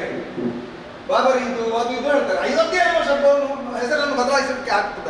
ಅಯೋಧ್ಯೆ ಅನ್ನೋದು ಪುರಾಣದಲ್ಲಿದೆ, ಎಲ್ಲ ಕಡೆ ಇದೆ. ಅದು ನಮ್ಮ ರಾಮ ಹುಟ್ಟಿದ ಜಾಗ ಅನ್ನೋದಿದೆ ಅಲ್ವಾ. ಹುಟ್ಟಿದ ಜಾಗದಲ್ಲಿ ನಮ್ಮ ದೇವರಿಲ್ಲದೆ ನಾವು ಎಷ್ಟು ವರ್ಷ ಪರಿತಪಿಸಿದ್ದೇವೆ. ಈಗಾದ್ರೂ ಅದನ್ನು ಒಪ್ಪಿಕೊಂಡು ಕೊಟ್ಟಾಗ ಸಾಮರಸ್ಯದ ಬದುಕಿರುತ್ತೆ. ಕೃಷ್ಣ ಹುಟ್ಟಿದ ಮಥುರೆಯನ್ನು ಮತ್ತೆ ಕಾಶಿಯನ್ನು ಇಷ್ಟನ್ನು 2-3 ಕೊಟ್ಟು ಸಾಕು. ನಾವು ಎಷ್ಟೋ ಸಾವಿರಾರು ಮಸೀದಿಗಳು ಇದನ್ನು ಹೊಡೆದು ಬಂದಿದೆ. ಇದನ್ನು ಹೇಳಿದ್ರೆ ರಾಜಕೀಯ ಅಂತ ಆಗ್ತದೆ. ಇವತ್ತು ನಮಗೆ ಭಾವನೆಗಳಿಲ್ವಾ? ನಮ್ಮ ಮಕ್ಕಳು, ನಮ್ಮ ತಂದೆ ತಾಯಿ ಹಿಂದೂ ಧರ್ಮದಿಂದ ಬಂದಿಲ್ವಾ? ನಾನು ಯಾಕೆ ಇವತ್ತು ಈ ಡ್ರೆಸ್ನಲ್ಲಿ ಕಾಣಿಸಿಕೊಂಡಿದ್ದೇನೆ ಅಂತ ಹೇಳಿದ್ರೆ ನಂದೊಂದು ಕನಸಿತ್ತು. ಒಂದು ಸ್ವಾಮಿ ವಿವೇಕಾನಂದರ ಒಂದು ಧೂಳಿನಷ್ಟಾದ್ರೂ ಒಂದು ಒಳ್ಳೆಯ ಗುಣ ನಮ್ಗೆ ಇರಲಿ. ರಾಮ ದೇವಸ್ಥಾನ ಆಗುವ ದಿವಸ ವ್ರತದಿಂದ ಇದನ್ನು ಮಾಡ್ತೇನೆ ಅಂತ ಕಾಲಿಗೆ ಚಪ್ಪಲ್ ಹಾಕದೆ ನಾನು ಇದು ಮಾಡಿದ್ದೆ. ನಾನು ಸಂಕಲ್ಪ ಖುಷಿಯಾಗಿದೆ. ನನಗೆ ಆ ದೇವಸ್ಥಾನದ ಎದುರು ನನ್ನ ಜ್ಞಾನಸೌಧ ಒಂದು ದೊಡ್ಡ ವಿಷಯವೇ ಅಲ್ಲ, ಅದು ಸಣ್ಣದು. ನಾವು ಇವತ್ತು ರಜೆ ಕೊಟ್ಟಿದ್ದೇವೆ ಅನ್ನೋದು ಏನು ಸರ್ಕಾರ ನಾಳೆ ಮಾಡ್ತದೆ, ನಮ್ಗೆ ಅದೇನು ಇಲ್ಲ. ನಾವು ಜ್ಞಾನಸೌಧಕ್ಕೆ ಪ್ರತಿ ಜನವರಿ 22ಕ್ಕೆ ರಜೆ ಘೋಷಿಸಿದ್ದೇವೆ. ಪ್ರತಿ ವರ್ಷ ನಾನು ಅವರ ಕೇಳ್ಕೊಂಡಿದ್ದೇನೆ. ಇಲ್ಲಿ ನಮ್ಮ PRO ಎಲ್ಲ ಇದ್ದಾರೆ. ನಮ್ಮ ನಂತರವೂ ನಾವು ಅದನ್ನು ಘೋಷಣೆ ಮಾಡಿದ್ದೇವೆ. ಅದೊಂದು ರಾಷ್ಟ್ರೀಯ ಹಬ್ಬ. ಪ್ರತಿಷ್ಠಾ ಮಹೋತ್ಸವ ನಮಗೆ ಬಹಳ ದೊಡ್ಡ ಹಬ್ಬ. ಇವತ್ತು ನಾವು ನಮ್ಮ ಜ್ಞಾನಸೌಧ ಕ್ಯಾಂಪಸ್ನಲ್ಲಿ ರಾಮನ ಒಂದು ಇದನ್ನು ಎಲ್ಲ ಮಕ್ಕಳಿಗೆ ತೋರಿಸಿಕೊಂಡು ಆ ಪ್ರತಿಷ್ಠಾಪನೆ ಆಗುವಾಗ ಎಲ್ಲ ಮಕ್ಕಳಿಗೆ ಹಣ್ಣು ಹಂಚಿಕೊಂಡು ನಾವೊಂದು ಬಹಳ ರೀತಿಯಲ್ಲಿ ಅನುಭವಿಸಿದ್ದೇವೆ. ಎಲ್ಲ ರೋಮನ್ ಕ್ಯಾಥೋಲಿಕ್ ಇರ್ಬೋದು, ಅನ್ಯ ಧರ್ಮೀಯರಿರ್ಬೋದು, ಮುಸ್ಲಿಮ್ಸ್ ಇರ್ಬೋದು, ಅವರಿಗೆ ಖುಷಿ ಆಗಬೇಕು. ನಮಗೆ ಇವತ್ತು ಸಿಕ್ಕಿದಂಥ ಖುಷಿ ನಾವು ಈಗ ನೆನಪು ಮಾಡ್ಕೊಳ್ತೇನೆ ಸರ್. ನಜೀರ್ ಸಾಹೇಬ್ರನ್ನು ನೆನಪು ಮಾಡ್ಕೊಳ್ತೇನೆ. ನಮ್ಮ ಸುಪ್ರೀಂ ಕೋರ್ಟ್ನಲ್ಲಿ ನ್ಯಾಯ ಕೊಡುವಾಗ ಈಗ 5 ಮಂದಿ ಇದ್ರೆ ಒಬ್ರು ಬೇರೆನೇ ಹೇಳ್ಬೋದಿತ್ತು, ಆದರೆ ಅವ್ರು ಹೇಳಿಲ್ಲ. ಯಾಕಂತಂದ್ರೆ ಅವರಿಗೆ ವಾಸ್ತವ ಗೊತ್ತಿದೆ. ಕಲಿತಂತ ಹೆಚ್ಚಿನವರಿಗೆ ಅದರ ವಾಸ್ತವ ಗೊತ್ತಿದೆ. ಅಬ್ದುಲ್ ಕಲಾಂರಿಗೆ ಆ ವಾಸ್ತವ ಗೊತ್ತಿದೆ. ಆದ್ರಿಂದ ಅಬ್ದುಲ್ ಕಲಾಂನಂತವರನ್ನು ನಾವು ಜಾತಿವಾದಿಗಳಂತಾದ್ರೆ, ನಾವು ಧರ್ಮದ ಮೇಲೆ ಅಭಿಮಾನ ಇರುವವರಾದ್ರೆ ನಮ್ಮ ಕಾಲದಲ್ಲಿ ಅವರನ್ನು ನಾವು ಖಂಡಿತ ರಾಷ್ಟ್ರಪತಿಯನ್ನಾಗಿ ಮಾಡ್ತಿರ್ಲಿಲ್ಲ. ಇದೆಲ್ಲವನ್ನು ಅರ್ಥ ಮಾಡಿಕೊಳ್ಬೇಕು. ನಮ್ಮ ಹಿಂದೂ ಪರಂಪರೆಯಲ್ಲಿ ನಾವು ಎಲ್ಲರನ್ನು ಗೌರವಿಸ್ತೇವೆ, ಎಲ್ಲರನ್ನು ಪ್ರೀತಿಸ್ತೇವೆ, ಎಲ್ಲ ಧರ್ಮೀಯರನ್ನು ಪ್ರೀತಿಸ್ತೇವೆ, ಎಲ್ಲರೂ ಒಟ್ಟಾಗಿ ಬೆಳೀಲಿಕ್ಕೆ ಇಷ್ಟಪಡ್ತೇವೆ. ಆದ್ರಿಂದ ಇವತ್ತಿನ ದಿನ ಇದೊಂದು ಸಾಮರಸ್ಯದ ದಿನ ಆಗಲಿ, ಇದೊಂದು ಸಂಘರ್ಷದ ದಿನ ಆಗಬೇಕು ಅಂತ ಹೇಳುವುದಿಲ್ಲ. ನಾನು ನಮ್ಮ ಭಾವನೆಗಳನ್ನು ಅವರು ಅರ್ಥ ಮಾಡಿಕೊಳ್ಳಿ. ಹೊರ ದೇಶದಲ್ಲಿರುವ ಅವರ ಶ್ರದ್ಧಾ ಕೇಂದ್ರ, ಅವರ ದೇವರು ಹುಟ್ಟಿದಂತಹ ಜಾಗಕ್ಕೆ ಅವರು ಅಷ್ಟು ಭಾವನಾತ್ಮಕವಾಗಿರುವಾಗ ನಮ್ಮದೇ ಮಣ್ಣಿನಲ್ಲಿರುವ ಅಯೋಧ್ಯೆಯಲ್ಲಿರುವಂತಹ ರಾಮ ಮಂದಿರ ಮಾಡಲಿಕ್ಕೆ ಇಷ್ಟು ಸಮಯ ಯಾಕೆ ಬೇಕಾಯಿತು ಅಂತ ಹೇಳಿದ್ರೆ ನಮ್ಮ ತಾಳ್ಮೆ. ನಮ್ಮಷ್ಟು ತಾಳ್ಮೆ ಅವರು ಯಾರು ಇಲ್ಲ. ತಾಳ್ಮೆಗೆ ಇನ್ನೊಂದು ಹೆಸರೇ ಹಿಂದೂ ಧರ್ಮ ಅಂತ ಹೇಳ್ತೇನೆ ನಾನು. ತಾಳ್ಮೆಗೆ ಇನ್ನೊಂದು ಹೆಸರೇ ಹಿಂದೂ ಧರ್ಮ. ಆದ್ರಿಂದ ಹೀಗೆ ಆಗಿದೆ. ಇನ್ನು ಮುಂದೆ ಎಲ್ಲರೂ ಸುಭಿಕ್ಷವಾಗಿರಲಿ. ನಮಗೇನು ಹೋರಾಟ ಇಲ್ಲ, ನಮಗೆ ಅವರು ಸಾಯ್ಬೇಕು ಅಂತಿಲ್ಲ. ಅವರನ್ನು ನಾವು ಯಾವತ್ತೂ ಕೂಡ ಹೀಗೆ ಹೇಳುವುದಿಲ್ಲ, ಅಲ್ಲಾಹನನ್ನು ನಮ್ಮದವರು ಕಾಫಿರು ಅವರನ್ನು ಕೊಲ್ಲಿ ಅನ್ನೋದು ನಮ್ದಿಲ್ಲ. ನಮ್ಮದು ಏನಿದ್ರು ಸರ್ವೇ ಜನ ಸುಖಿನೋ ಭವಂತು, ಅದಕ್ಕೂ ಮೀರಿ ಲೋಕ ಸಮಸ್ತ ಸುಖಿನೋ ಭವಂತು. ನಾವು ಪ್ರಾಣಿಗಳನ್ನು ಸುಖಿಯಾಗಿರ್ಬೇಕು ಅಂತ ಹೇಳ್ತೇವೆ, ಸರ್ವೇ ಜನ ಮಾತ್ರ ಅಲ್ಲ, ಅದಕ್ಕಿಂತ ಮೇಲೆ ಲೋಕ ಸಮಸ್ತ ಸುಖಿನೋ ಭವಂತು ಅಂತ ಹೇಳ್ತೇವೆ. ನಮ್ಮ ಭಗವದ್ಗೀತೆ ಅದು ಎಷ್ಟು ಒಳ್ಳೆಯ ಗ್ರಂಥ ಅಂತ ಹೇಳಿದ್ರೆ ಅವರು ಕಲ್ತ್ಕೊಳ್ಬೇಕು. ಅದರಲ್ಲಿ ಇದೆ ಇನ್ನೊಂದು ವಿಷಯ ಇದೆ, ಆನೋಭದ್ರ ಕೃತೋ ಎಂತೂ ವಿಶ್ವತ ಅಂತ. ಈ ಪ್ರಪಂಚದಲ್ಲಿರುವಂತಹ ಎಲ್ಲಾ ಒಳ್ಳೆಯ ವಿಷಯಗಳು ಹರಿದು ಬರಲಿ, ನಾವು ಸ್ವೀಕಾರ ಮಾಡ್ತೇವೆ ಅಂತ. ಕುರಾನ್ನಿಂದ ಬರಲಿ, ಅದು ಬೈಬಲ್ನಿಂದ ಬರಲಿ, ನಾವು ಸ್ವೀಕಾರ ಮಾಡ್ತೇವೆ. ನಮ್ಮ ಹತ್ರ ಅಷ್ಟು ಒಳ್ಳೆಯ ಗುಣ ಇದೆ, ಯಾಕಂತೇಳಿ ಅದನ್ನು ಸ್ವೀಕರಿಸುವಂತಹ ಗುಣ ಇದೆ. ಅದರಿಂದ ಇವತ್ತಿನ ಈ ದಿನ ನಾನು ಬಹುಶಃ ರಾಮಚಂದ್ರ ಪರಿಪಾಡಿಯವರ ಬಗ್ಗೆ ಹೇಳಬೇಕಾಗುತ್ತೆ. ಯಾಕಂತ ಹೇಳಿದ್ರೆ ಒಂದು ಇಷ್ಟು ಮಂದಿ ಕರಸೇವಕರನ್ನು ಕೂಡ ನಿಮಗೆ ಪರಿಚಯಿಸಿದೆ, ತುಂಬ ಸಂತೋಷ ಆಗಿದೆ. ಸುನಿಲ್ ಕುಮಾರನ್ನು ಒಂದು ಕರಸೇವಕರಾಗಿರುವುದನ್ನು ಪರಿಚಯಿಸಿದ್ದೀರಿ. ನಾರಾಯಣ ಮಣಿ ಅವರ ಹೆಸರು ಕೂಡ ಇದರಲ್ಲಿ ಇದೆ. ಅದೇ ಪಕ್ಷ ನಿಮ್ಮಿಂದ ಒಂದು ರೀತಿಯ ಒಂದು ಏನು ಹೇಳ್ತೇವಲ್ಲ, ಅದಕ್ಕೆ ಉಪಕಾರ ಸ್ಮರಣೆ ಯಾರಿಗೆ ಕರಸೇವಕರಿಗೆ ನಿಮ್ಗೆ ಈ ಮೂಲಕ ಮಾಡಿದ್ದೀರಿ ನೀವು. ಆದ್ದರಿಂದ ನಾನು ಹೇಳುವುದು, ಇವತ್ತು ಸುನಿಲ್ ಕುಮಾರರ ಮೂಲಕ ನಾವು ಎಲ್ಲ ಕರಸೇವಕರಿಗೊಮ್ಮೆ ಮನಸ್ಸಿನಲ್ಲಿ ನಮ್ಮ ಥ್ಯಾಂಕ್ಸ್ ಅನ್ನು ಹೇಳುವ. ಇಂಥ ಒಳ್ಳೆಯ ದಿನ ಕೊಟ್ಟದ್ದಕ್ಕಾಗಿ ನಾನು ಆ ಗುಂಬಸನ್ನು ಬೀಳಿಸಿದ್ದಕ್ಕೆ ಏನು ಹೇಳುವುದಿಲ್ಲ ನಾನು. ಅದರ ಬಗ್ಗೆ ನಮ್ಮದು ಮಾತೇ ಇಲ್ಲ. ನಮ್ಮ ಶ್ರದ್ಧೆಯ ಕೇಂದ್ರ ಇವತ್ತು ರಾಮ ಮಂದಿರ ಆಗಿದೆ, ಅದರ ಬಗ್ಗೆ ನಮಗೆ ಸಂತೋಷ ಇದೆ. ಇಂಥ ಒಂದು ಸಂತೋಷದ ಕ್ಷಣವನ್ನು ಬಹುಶಃ ಬರೀ ನಮ್ಮ ದೇಶದಲ್ಲಿ ಮಾತ್ರ ಅಲ್ಲ, ಈ ಜಗತ್ತಿನಲ್ಲಿ ಎಲ್ಲರೂ ಇಷ್ಟು ದೊಡ್ಡ ಈವೆಂಟ್ ಸುನಿಲ್ ಕುಮಾರ್ ಸರ್ ಬಹುಶಃ ಕಳೆದ ಎಷ್ಟೋ ವರ್ಷಗಳಿಂದ ಇಷ್ಟು ದೊಡ್ಡ ಈವೆಂಟ್ ಅಂತ ಹೇಳಿದರೆ ಇಷ್ಟು ದೊಡ್ಡ ಈವೆಂಟ್ ಆಗಿದೆ. ಇದನ್ನು ಮುಂದುವರಿದು ಒಂದು ಮಾತಾಡುವುದಾದ್ರೆ, ಈಗ ಇನ್ನು ಅಯೋಧ್ಯೆಗೆ ಬರುವವರ ಸಂಖ್ಯೆ ಎಷ್ಟಾಗುತ್ತೆ, ಆದ್ರಿಂದ ಇಕಾನಮಿ ಹೇಗೆ ಬೆಳೀತದೆ, ರಾಮನೇ ಇಕಾನಮಿಯನ್ನು ಬೆಳೆಸ್ತಾನೆ. ರಾಮ ನಮ್ಮ ದೇಶದಲ್ಲಿ ಇಕಾನಮಿಯನ್ನು ಬೆಳೆಸ್ತಾನೆ. ಹೊರಗಿನ ಜನರೆಲ್ಲ ಇಲ್ಲಿ ಬರ್ತಾರೆ. ಇಂಡೋನೇಷ್ಯಾದ ಬಾಲಿ ಅನ್ನೋ ಒಂದು ಜಾಗ ಇದೆ, ಏನಿಲ್ಲ ಸ್ವಾಮಿ, ಬರೇ ಒಂದು ಸಮುದ್ರ ಅಲ್ವಾ, ಎಷ್ಟು ಜನ ಹೋಗ್ತಾರೆ. ಎಲ್ಲ ದೇಶದವರು ಹೋಗಿ ಇಂಡೋನೇಷ್ಯಾಕ್ಕೆ ಹಣವೇ ಹಣ. ಎಲ್ಲಿಂದ ಬರ್ತದೆ? ಹೊರಗಿನ ಹಣ ಎಲ್ಲ ಬಾಲಿಗೆ ಬರ್ತದೆ. ಆದ್ರಿಂದ ಎಲ್ಲ ಕಡೆ ಹಣ ಅಯೋಧ್ಯೆಗೆ ಬರ್ತದೆ, ಅಯೋಧ್ಯೆಯಿಂದ ನಮ್ಗೆ ಬರುತ್ತೆ. ಅದರಿಂದ ದೇಶ ಖಂಡಿತ ಉದ್ಧಾರ ಆಗುತ್ತೆ. ಇಂಥ ಸಂದರ್ಭದಲ್ಲಿ ಅಯೋಧ್ಯ ಪಥವನ್ನು ತಂದಂಥ ರಾಮಚಂದ್ರ ಪರಿಪಾಡಿ ಅವರಿಗೆ ನಾನು ಉತ್ತರೋತ್ತರ ಅಭಿವೃದ್ಧಿಯನ್ನು ಹಾರೈಸ್ತೇನೆ. ಇವತ್ತಿನ ಈ ಪುಣ್ಯ ದಿನದಂದು, ಈ ಪುಣ್ಯ ದಿನ ಇದಕ್ಕಿಂತ ಪುಣ್ಯ ದಿನ ಇಲ್ಲ, ಯಾವ ಪಂಚಾಂಗವೂ ಕೇಳಬೇಕಾಗಿಲ್ಲ. ಇವತ್ತಿನ ಈ ಪುಣ್ಯ ದಿನದಂದು ನೀವು ಇಂಥ ಒಂದು ಸಣ್ಣ ಪ್ರಯತ್ನ ಮಾಡಿದ್ದೀರಿ. ನಮ್ಮ ಕ್ಷೇತ್ರದ ಶಾಸಕರು ಬಿಡುಗಡೆ ಮಾಡಿದ್ದಾರೆ. ಅದರಿಂದ ನಿಮ್ಮ ಪತ್ರಿಕೆಯು ಬೆಳೀರಿ, ಒಳ್ಳೆ ಇದ್ದದ್ದನ್ನು ಹಾಕ್ತಾ ಇರಿ. ಓಕೆ, ಟೀಕೆ ಇದ್ದರೆ ಅದನ್ನು ಹಾಕಿ, ನಾವು ಅದನ್ನು ಬಹಳ ಸ್ವೀಕರಿಸಿದ್ದೇವೆ. ಯಾಕಂತ ಹೇಳಿದ್ರೆ ನಿಂದಕರಿರಬೇಕು ಅನ್ನೋದನ್ನು ನಾವು ಓದಿದ್ದೇವೆ, ಹಂದಿಗಳು ಇರಬೇಕು ಅನ್ನೋದನ್ನು ಓದಿದ್ದೇವೆ. ಹಂದಿಗಳು ಮತ್ತು ನಿಂದಕರಿದ್ದರೆ ಮಾತ್ರ ನಮ್ಮ ಜೀವನ ನೇರವಾಗಿರ್ತದೆ. ಆದ್ದರಿಂದ ಆ ಕೆಲಸ ನೀವು ಮಾಡಿ, ಸಮಾಜದ ಓರೆಕೋರೆಗಳನ್ನು ತಿದ್ದಿ, ಇದು ನಮ್ಮ ಸಂವಿಧಾನದ 4ನೇ ಅಂಗ ಸಮಾಜದ ಸ್ವಾಸ್ಥ್ಯ ಕಾಪಾಡುವವರು, ಅಂಥವ್ರು ಇಂಥದ್ದನ್ನು ತಂದರೆ ಜನರಿಗೆ ಮುಟ್ತದೆ ಅಂತ ಹೇಳಿಕೊಂಡು ಬಹುಶಃ ಹೆಚ್ಚು ಮಾತಾಡಿದೆ. ಎಕ್ಸೈಟೆಡ್ ಇವತ್ತು ಆಗದಿದ್ರೆ, ಇವತ್ತು ಒಂದು ನಮ್ಮನೆ ರೋಮಾಂಚನ ಆಗದಿದ್ರೆ ಮತ್ತೆ ಯಾವ ವಿವೇಕಾನಂದರು ಅಲ್ಲಿಗೆ ಹೋಗಿ, ನಾವು ಬಿಡಿ ನಾವು ಅಲ್ಲಿಲ್ಲ, ಅಲ್ಲಿಗೆ ಹೋಗಿ ಅಮೆರಿಕಾದ ನನ್ನ ಸಹೋದರ ಸಹೋದರಿಯರೇ ಅಂತ ಹೇಳುವಾಗ ಇಡೀ ವರ್ಲ್ಡ್ ಅದು ಇವತ್ತು ನೆನಪಾಗುತ್ತೆ. ಆದ್ರಿಂದ ನಾವು ಕಡೆ ಪಕ್ಷ ಅವರು ಹುಟ್ಟಿದ ಊರಿನಲ್ಲಿ ಅದು ಹುಟ್ಟಿದ್ದೇವಲ್ವ, ಈಗಾದರೂ ಒಂದು ಗಳಿಗೆ ಒಂದು ಸೌತ್ ಕೇಂದ್ರದಲ್ಲಿ ದರ್ಶನ ಬರುವುದಂತ ಹೇಳ್ತಾರೆ. ಅದು ಇವತ್ತು ದರ್ಶನ ಬರೋದಿದ್ರೆ ಅವರು ಪ್ರಯೋಜನ ಅಂತ ಅರ್ಥ, ಅವರಿಗೆ ಕಾಯಿಲೆ ಇದೆ ಅಂತ ಅರ್ಥ. ಇವತ್ತು ಕೂಡ ಇದನ್ನು ಯಾರು ಸಂಭ್ರಮಿಸದಿದ್ರೆ, ಇವತ್ತಿನ ದಿನವನ್ನು ಯಾರು ಸಂಭ್ರಮಿಸುವುದಿಲ್ವೋ ಅವ್ರಿಗೆ ಏನೋ ಒಂದು ಕಾಯಿಲೆ ಇದೆ ಅಂತ ಎಷ್ಟು ಹೇಳಿಕೊಂಡು ಕಾರ್ಕಳದಿಂದ ಪ್ರಾರಂಭವಾದ ಒಂದು ಶಿಲೆಯು ಹೋಗಿದೆ. ಅಲ್ಲಿ ಶಿಲೆ ಹಿಡ್ಕೊಂಡು ಹೋದವರಿದ್ದಾರೆ. ರಾಮಶಿಲೆ ಇನ್ನೊಂದು ನೆನಪು ಮಾಡ್ಕೊಳ್ತೇನೆ, ಅಡ್ವಾಣಿಯವರನ್ನು ಎಲ್ಲರೂ ನಾವು ನೆನಪು ಮಾಡ್ಕೊಳ್ಬೇಕು. ಆ ರಥಯಾತ್ರೆಯಿಂದ ಪ್ರಾರಂಭ ಆದಂಥ ದಿನ ಆ ಮುರಳಿ ಮನೋಹರ್ ಜೋಶಿ ಅವರೆಲ್ಲರನ್ನು ನೆನಪು ಮಾಡ್ಕೊಳ್ಬೇಕು. ಕೊನೆಗೆ ಚಹಾ ಉಂಟಲ್ಲ ಇವತ್ತು, ನಮಗೆ ಚಹಾ ಅಂತ ಹೇಳಿದ್ರೆ ಈಗ ಬಹಳ ಖುಷಿ. ಯಾಕಂತ ಹೇಳಿದ್ರೆ ಚಹಾ ಮಾರುವ ಒಬ್ಬ ಅವರ ಅನ್ಯಾಯ ಆಗ್ತೇವೆ ನಾವು. ಚಹಾ ಕುಡಿಯುವಾಗಲೂ ಮೋದಿ ನೆನಪಾಗ್ತಾರೆ. ಎಲ್ಲಿಯವರೆಗೆ ನೋಡಿ ಈ ಮಣ್ಣು ಉಂಟಲ್ಲ, ಇಷ್ಟು ಹೇಳಿಕೊಂಡು ನನಗೆ ಈ ಮಾತು ಭಾಳ ಇಷ್ಟ ಆಗ್ತದೆ. ಅದನ್ನು ಹೇಳಿಕೊಂಡು ನಾನು ಮಾತು ಮುಗಿಸ್ತೇನೆ. ಚಂದನ ಹೇಗಿಸಿ ದೇಶಕ್ಕೆ ಮಾಟಿ ತಪೋ ಭೂಮಿ ಹರಿ ರಾಮ ಹರ ಬಾಲ ದೇವಿ ಕಿ ಪ್ರತಿಮಾ ಬಚ್ಚ ಬಚ್ಚ ರಾಮ चंदन है इस देश की माटी, तपोभूमि हर ग्राम है, हर ग्राम तपोभूमि, हर बाला प्रति मगु देवी की प्रतिमा, बच्चा बच्चा राम है. ಅದರಿಂದ ನೀವೆಲ್ಲ ನನಗೆ ಈಗ ಬಚ್ಚಾ ಬಚ್ಚಾ ರಾಮ ಆಗಿ ಕಾಣ್ತಾ ಇದ್ದೀರಿ. ನಿಮ್ಮ ಬದುಕು ಸುಂದರವಾಗಿ ಅಂತ ಹೇಳ್ಕೊಂಡು ನಾನು ಮಾತಾಡ್ತೀನಿ. ನನ್ನ ಶಿಕ್ಷಣ ವೃತ್ತಿಯಲ್ಲಿ ಗುರುಗಳ ಸಮಾನಾಗಿ ನನಗಿರ್ತಕ್ಕಂಥ ಡಾಕ್ಟರ್ ಸತೀಶ್ ಶೆಟ್ಟಿ ಅವರೇ, ಬಹಳ ಮತ್ತು ವೇದಿಕೆರ್ತಕ್ಕಂಥ ಎಲ್ಲ ಹಿರಿಯರೇ ಹಾಗೆ ಆತ್ಮೀಯರೇ, ಬಹಳ ಭಾವನಾತ್ಮಕವಾಗಿ ಇವತ್ತಿನ ದಿವಸಗಳ ಬಗ್ಗೆ ಸುಧಾಕರ್ ಸರ್ ಮಾತನಾಡಿದರು. ಈ ದಿನದ ವಿಶೇಷತೆ ನಮಗೆ ಅಂತಹ ಒಂದು ಸಂಭ್ರಮವನ್ನು ಕೊಡ್ತಾ ಉಂಟು, ಆತ್ಮಾಭಿಮಾನದ ಗೌರವವನ್ನು ಕೂಡ ಕೊಡ್ತಾ ಇದೆ. ಸುಮಾರು 500 ವರ್ಷಗಳ ನಂತರ ನಮ್ಮ ನನಸಾಗಿರ್ತಕ್ಕಂಥ ಇಷ್ಟು ದಿನವನ್ನು ಒಂದು ಒಳ್ಳೆಯ ಕಾರ್ಯದ ಮುಖಾಂತರ ನ್ಯೂಸ್ ಕಾರ್ಯಕ್ರಮದವರು ಹೊರತರ್ತಾ ಇದ್ದಾರೆ. ಮಾಧ್ಯಮ ಅಂತ ಹೇಳಿದ್ರೆ ಅದು ಕೇವಲ ಸುದ್ದಿಯನ್ನು ಕೊಡ್ತಕ್ಕಂಥ ಕೆಲಸ ಮಾತ್ರ ಅಲ್ಲ, ಸುದ್ದಿ ಆಚೆಗೆ ಅದರ ವಿಶೇಷತೆ ತಿಳಿಸ್ತಕ್ಕಂತಹ, ಅದನ್ನು ವಿಶ್ಲೇಷಿಸುವಂತಹ, ಹಾಗೆ ವಿಮರ್ಶಿಸ್ತಕ್ಕಂತಹ ವಿಚಾರವನ್ನು ಇಟ್ಟುಕೊಂಡು ಅಯೋಧ್ಯೆ ಪತೆ ಅಂತ ಹೇಳುವಂತಹ ವಿಶೇಷ ಸಂಚಿಕೆ ಇವತ್ತು ಹೊರಬರ್ತಾ ಇದೆ.